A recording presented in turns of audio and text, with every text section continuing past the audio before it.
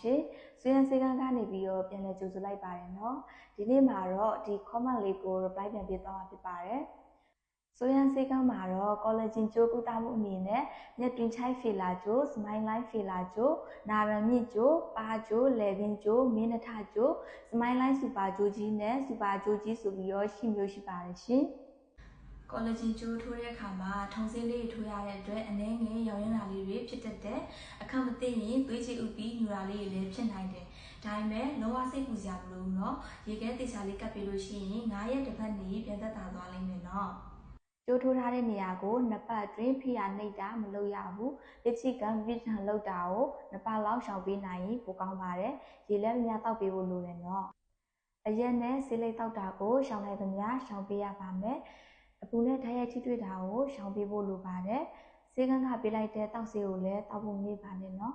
။ကဲဆောင်ရှောင်လေးလည်းတီးပြီးဆိုတော့ promotion လေးရှိတော့ဆေးကန်းလေးကိုအမြန်ဆုံးလာခဲ့လိုက်တော့နော်။